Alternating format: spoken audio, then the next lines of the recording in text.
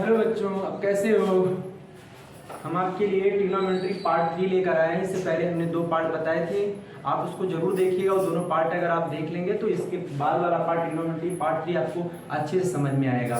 और मैं ये ट्रिग्नोमेट्री जो पढ़ा रहा हूँ ये बेसिक है, और ये चीज़ें अगर आप पढ़ लेंगे तो ट्रिग्नोमेट्री आप अपने आप से खुद से लगा लेंगे, आपको कभी कोई प्रॉब्लम नहीं आएगी। चलिए ठीक है, स्टार्ट करते हैं ट्रिग्नोमेट्री पार्ट 3।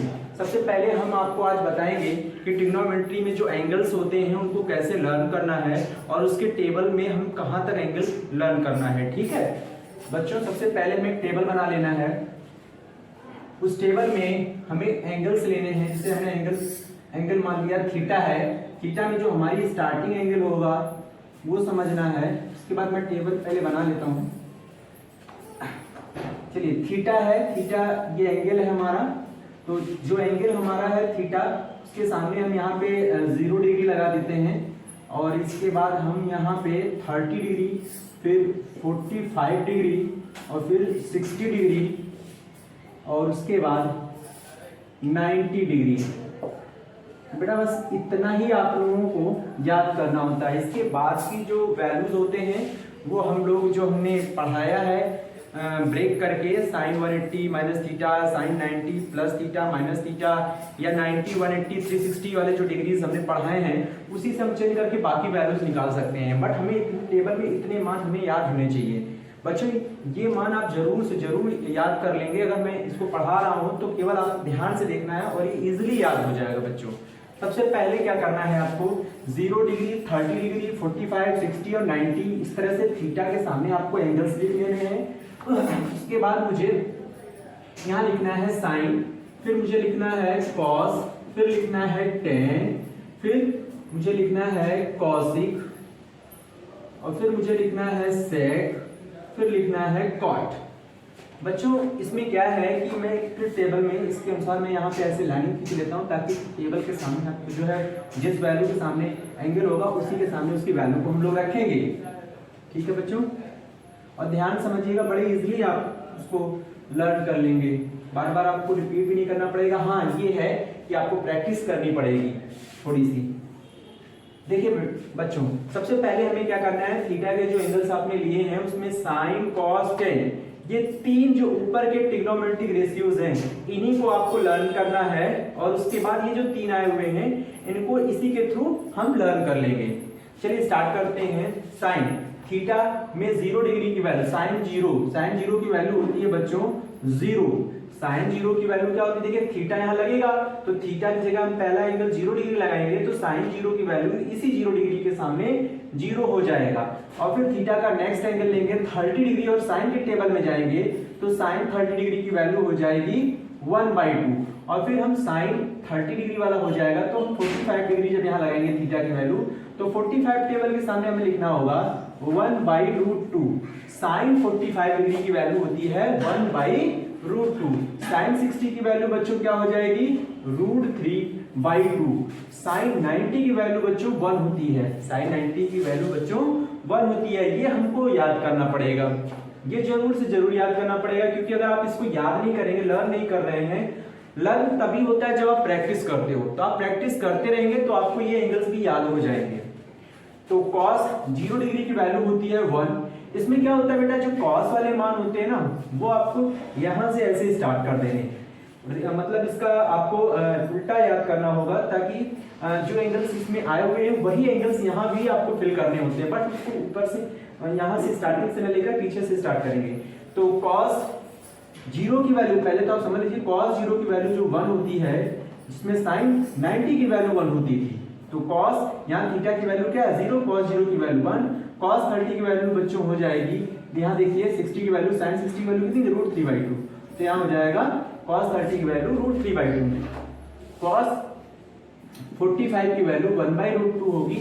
और याद रखिएगा बच्चों, साइन 45 डिग्री और cos 45 डिग्री की वैल्यू सेम ही होती है। इसके बाद cos 60 की वैल्यू जो साइन 30 की वैल्यू 1/2 था, वो आपको यहाँ पे लगाना है cos 60 की वैल्यू 1/2। और cos 90 की वैल्यू बच्चों होती है, जैसे साइन 0 की वैल्यू 0 है तो cos 90 की वैल्यू 0 हो जाएगी। ये याद रखना है। फिर tan की वैल्यू, tan 0 का मान 0, tan 30 का मान बच्चों होता है 1/√3, ये याद रखना है। और tan 45 का मान 1 होता है, tan 60 का मान बच्चों √3 होता है, और tan 90 की वैल्यू इनफाइनाइट होती है, या हम कह सकते हैं नॉट डिफाइंड। ओके बेटा, तो tan 90 की वैल्यू क्या हो जाएगी? इनफाइनाइट। तो बच्चों ये याद रखना है कि आपको इन्हीं तीन के मान आपको याद रखने हैं, बाकी के तो आपको बता चुके हैं ट्रिग्नोमेट्री पार्ट फर्स्ट में कि sin cos tan, sin का रेसिप्रोकल 1/cos, cos का 1/sec, tan का 1/cot। तो बहुत सिंपल है, आप आराम से भी यहां से कर सकते हैं। देखिए cosec 0 डिग्री की वैल्यू क्या होती है? cosec, अब आपको पता है, जैसे मैं एग्जांपल के लिए ले रहा हूं, जैसे sin 0 डिग्री है, तो मैं sin थीटा का रेसिप्रोकल क्या होता है? आप देखिए sin थीटा का रेसिप्रोकल होता है 1/cosec थीटा। अब थीटा अगर आप यहाँ 0 लगाएंगे तो cosec में भी यहाँ 0 लगेगा, तो sin 0 की वैल्यू आपको पता है कि 0 होता है। sin 0 की वैल्यू क्या होती है बच्चों? 0। तो जब cosec है तो उसका उल्टा है, तो यानी इसका मतलब ये इधर आ जाएगा, ये वैल्यू इधर आ जाएगी, यानी यहाँ पे लिखा जाएगा cosec 0 डिग्री। तो आपको लिखना होगा cosec 0 degree is equal to 1/sin 0, क्योंकि मुझे यहाँ cosec का मान निकालना है ना। तो बच्चों यहाँ पे sin 0 की वैल्यू हो जाती है 0। देखिए sin 0 की वैल्यू कितनी है? 0। तो cosec 0 की वैल्यू 1/0 बच्चों इनफाइनाइट होता है। ये याद रखना है कि इनफाइनाइट आपको कहां से मिलेगा, या इन्फिनिटी। cosec 0 डिग्री की वैल्यू क्या होती है? इनफाइनाइट। अब आपको ये समझना है कि 1/0 में इनफाइनाइट कैसे हो जाता है। तो बच्चों ये याद रखना है कि 1/0 जो होता है वो इनफाइनाइट होता है, और इनफाइनाइट जब यहाँ आ जाएगा, क्रॉस से 0 यहाँ चला जाएगा, तो ये 1/इनफाइनाइट 0 हो जाएगा। ये बच्चों याद कर लीजिए, ताकि आपको जो इनफाइनाइट और 0 बनाने वाले केसेस हैं वो आराम से याद हो जाए। तो ये 1/0, 0 में किसी चीज में 0 का किसी में डिवाइड करेंगे तो आपको इनफाइनाइट मिलेगा, और इनफाइनाइट को अगर आप किसी भी नंबर में डिवाइड करेंगे तो 0 मिलेगा। तो ये बच्चों याद रखना है आपको। मैं इसको हटा देता हूँ और ये मैं लिखा रहने देता हूँ, क्योंकि इससे आपको याद बना रहेगा कि 1/0 इनफाइनाइट होता है और 1/इनफाइनाइट 0 होता है। चलिए नेक्स्ट देखिए, अब आपको पता है कि sin 0 की वैल्यू क्या होती थी? 0। और ये भी आपको पता है कि sin का रेसिप्रोकल 1/cosec थीटा होता है, तो cosec sin का रेसिप्रोकल होता है, तो 0 का जब उल्टा करेंगे तो बच्चों क्या हो जाएगा? 1/0, और ये क्या लिख जाएगा? इनफाइनाइट। यानी cosec 0 डिग्री की वैल्यू क्या हो जाएगी? इनफाइनाइट, नॉट डिफाइंड भी कह सकते हैं। तो cosec 30 sin 30 की वैल्यू 1/2। तो देखिए बच्चों 1/2 आया है, इसका उल्टा करेंगे तो 2/1, रेसिप्रोकल करिए, 2 ऊपर 1 नीचे हो जाएगा, तो 2/1। तो 1 तो कुछ यहाँ पे 1 का जब डिवाइड करेंगे तो 2 ही मिलेगा, इसका मतलब आप 2 लिख सकते हैं। तो cosec 30 की वैल्यू होती है 2। उसी के बाद cosec 45 sin 45 की वैल्यू 1/√2, और √2/1 हो जाएगा। तो मैंने भी बताया 1 नीचे नहीं लिखना है आपको, √2 लिख दीजिए। cosec 60 sin 60 की वैल्यू बच्चों क्या होता है? √3/2। तो cosec 60 की वैल्यू हो जाएगी 2/√3। अब cosec 90 की वैल्यू देखिए, sin 90 की वैल्यू क्या बच्चों? 1 है। cosec 90 की वैल्यू हो जाएगी 1 का रेसिप्रोकल 1 ही होता है ना, 1 का उल्टा 1। तो बच्चों आपको यहाँ पे लिखना है 1। क्या लिखना है? 1 लिखना है। तो ये ध्यान रखना है आपको। इसके बाद हमें sec का लेना है कि cos का रेसिप्रोकल होता है बच्चों। तो cos का रेसिप्रोकल sec यानी cos theta is equal to 1/sec theta है, और sec में हमें 0 की वैल्यू लेनी है, तो cos में हमें 0 की वैल्यू देखनी होगी 1 का उल्टा 1 हो जाएगा। अब इसी तरह से cos 30 डिग्री की वैल्यू क्या थी? √3/2। cos और sec दोनों को देखते रहेंगे ना तो आपको आराम से याद हो जाएगा। और याद रखिएगा जब पेपर में सवाल आएगा कि cos 30 sec 30 की वैल्यू क्या है, तो आप sec 30 की वैल्यू नहीं याद रखेंगे, आप cos 30 की वैल्यू याद रखेंगे। तब आप उसको उसका उल्टा करके रेसिप्रोकल करके आप sec 30 की वैल्यू निकाल सकते हैं। तो cos 30 की वैल्यू √3/2 है, तो यहाँ पे हो जाएगा 2/√3। उसके बाद sec 45 की वैल्यू, तो cos 45 की वैल्यू 1/√2, तो यहाँ पे हो जाएगा √2। sec 60 की वैल्यू, तो cos 60 की वैल्यू 1/2, तो ये हो जाएगा 2। sec 90 की वैल्यू आपको पता होना चाहिए, cos 90 क्या है? 0, और 0 का उल्टा देखिए ये होता है 1/0। 0 नीचे जाएगा ना, 1/0, और 0 की 1/0 क्या होता है? इनफाइनाइट। तो आपको यहाँ लिखना होगा इनफाइनाइट, यानी sec 90 की वैल्यू इनफाइनाइट होती है।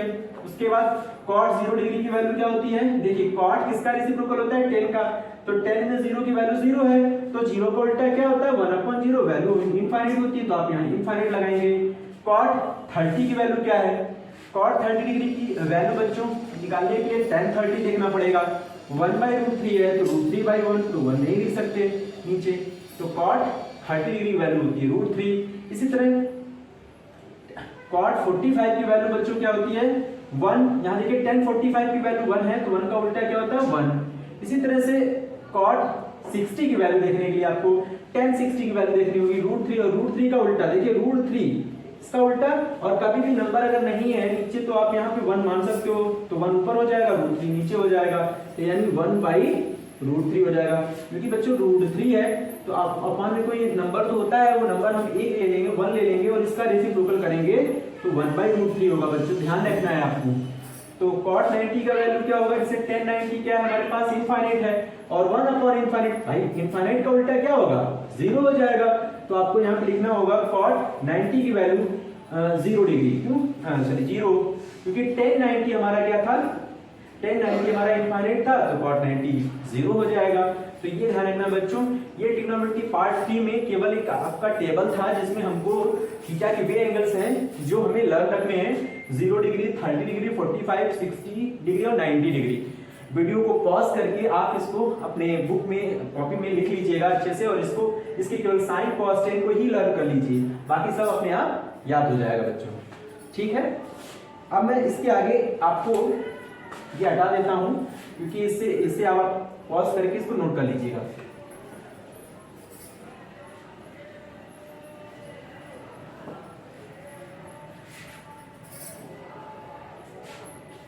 बच्चों मैं कुछ फॉर्मूले अब आपको बताने जा रहा हूं जो कि बहुत इंपॉर्टेंट है।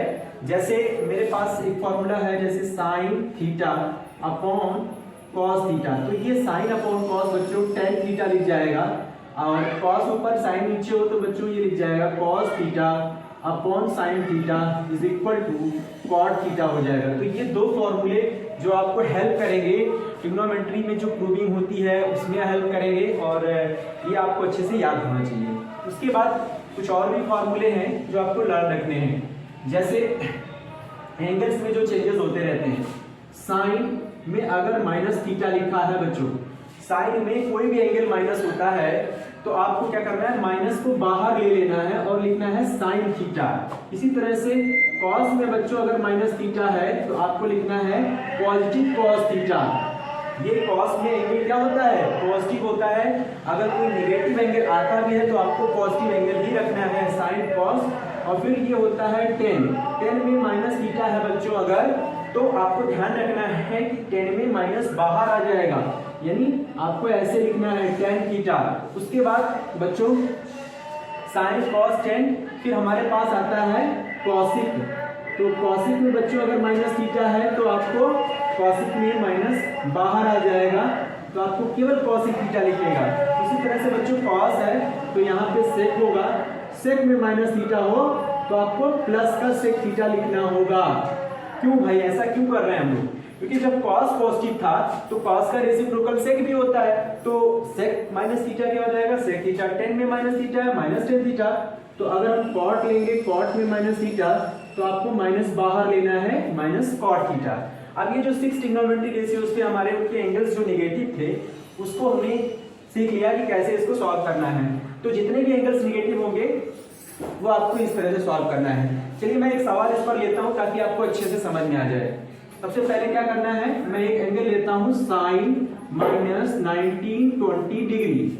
तो बच्चों साइन माइनस 1920 डिग्री में क्या करना है? आप देखिए इस फॉर्मूले में थीटा की जगह यहाँ पे क्या आ रहा है? 1920 आ रहा है, और ये निगेटिव एंगल क्रिएट कर रहा है। तो हमें क्या करना है? सबसे पहले ये फॉर्मूला लगाना है और ये माइनस बाहर लेना है, तो माइनस का साइन 1920 डिग्री। अब हमें क्या करना है बच्चों? जो हमने क्वाड्रेंट बताया था जिसमें हमने 90 डिग्री, 180 डिग्री और 360 डिग्री का यूज करना है, और ये 1920 डिग्री जो है वो 360 डिग्री के काफी करीब है, मतलब 360 जो है वो सबसे बड़ा है, तो आपको उसी एंगल से चेंज करना पड़ेगा, क्योंकि 90 से भी बड़ा 180 है, 180 से भी बड़ा 360 है, तो आप 360 का यूज करें इसके पास पहुंचने के लिए। सबसे पहले हम लिखेंगे साइन 360 डिग्री। अब हमें इसमें उस नंबर से मल्टीप्लाई करना होगा जो कि 1920 के नियर हो जाए। यानी या तो उसके पास हो या तो कुछ उससे ज्यादा भी हो जाएगा तो कोई दिक्कत नहीं। अगर ज्यादा होगा तो हमको कम कर लेना है उतना ही एंगल जितना ज्यादा होगा, और फिर अगर मान लीजिए कम है तो हमको बढ़ा लेना है। ठीक है, 360 डिग्री आया। अब इसमें कितने नंबर से मल्टीप्लाई करें हम इसके करीब पहुंचे।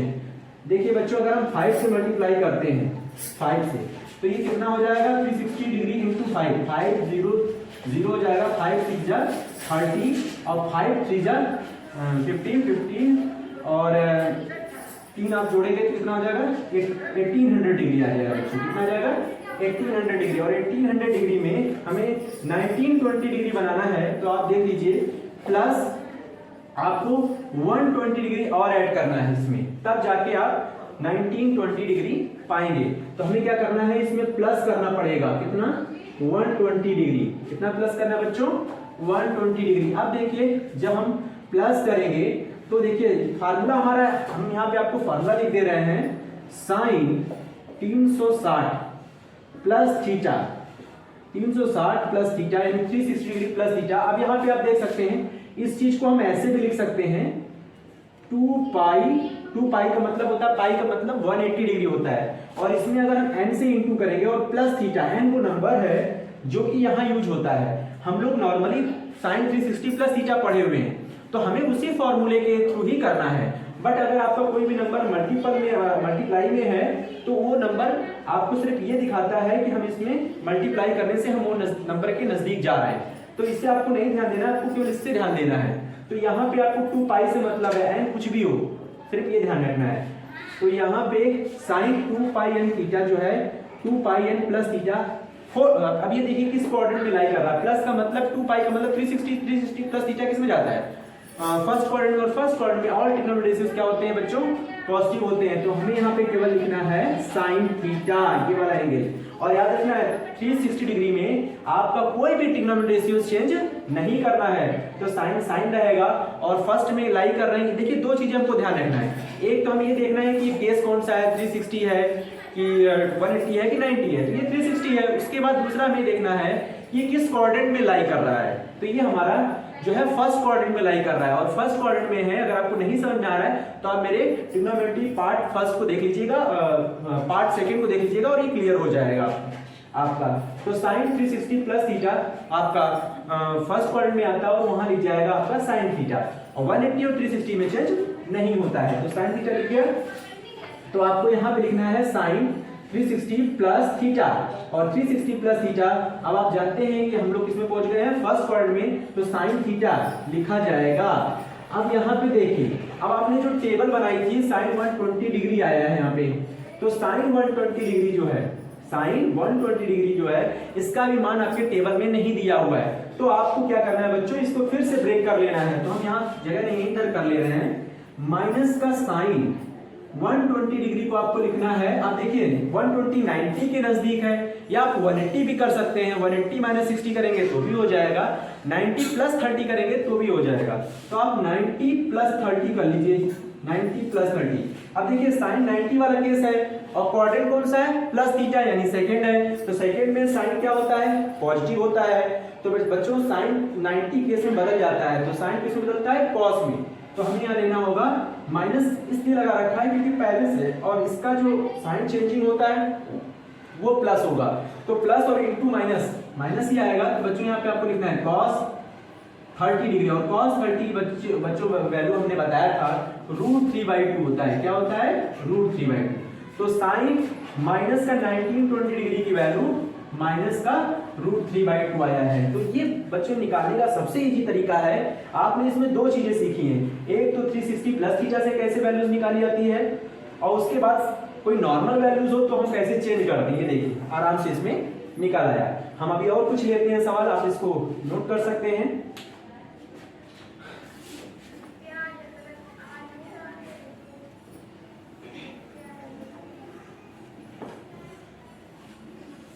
चलिए बच्चों, जैसे मेरे पास लिखा हुआ है साइन, या साइन न लेकर हम कुछ और ले लेते हैं, कॉसिक ले लेते हैं।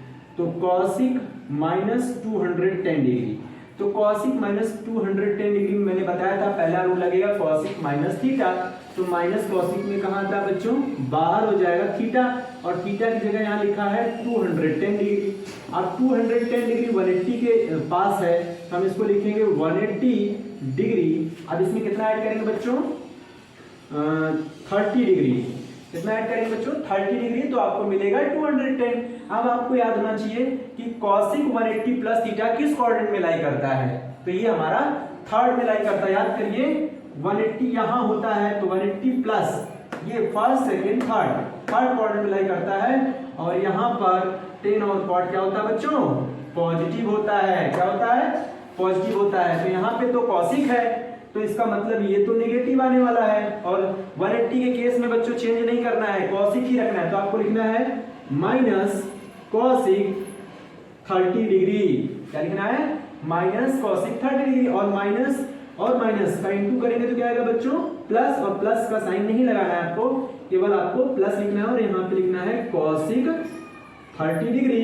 और अब देखिए हमें कॉसिक 30 की वैल्यू नहीं याद रखनी है, हमको याद रखनी है साइन 30, क्योंकि साइन का रेसिप्रोकल 1 कॉसिक होता है। तो साइन 30 की वैल्यू क्या होता है, देखिए साइन 30 की वैल्यू होती है 1/2। तो जाहिर सी बात है कॉसिक 30 की जब वैल्यू निकालेंगे हम लोग, कॉसिक 30 डिग्री की वैल्यू, तो ये हो जाएगा इसका उल्टा 2/1। अब 2/1 ना लिखकर हम इसको केवल 2 लिख दें तो वो ज्यादा अच्छा है, बेटर है। तो यहाँ पे आपको लिखना होगा 2, और यही हमारा आंसर होगा। तो बच्चों आज हम आपको जो सिखाए हैं वो आपको कैसा लगा कमेंट्स करके जरूर बताइएगा। आगे हम फिर से ट्रिग्नोमेट्री पार्ट 4 भी लेकर आएंगे। इसी तरह से हम बेसिक जो चीजें ना ट्रिग्नोमेट्री उसको कंप्लीट करेंगे, और आप इसको छोड़िएगा नहीं, वीडियोस आप देखते रहेंगे। आपको कहीं कोचिंग करने की जरूरत नहीं पड़ेगी, कहीं जाने की जरूरत नहीं पड़ेगी, एक एक चीज आपको इतना क्लियरली समझाऊंगा कि आप अच्छे से समझ जाएंगे। थैंक यू बच्चों।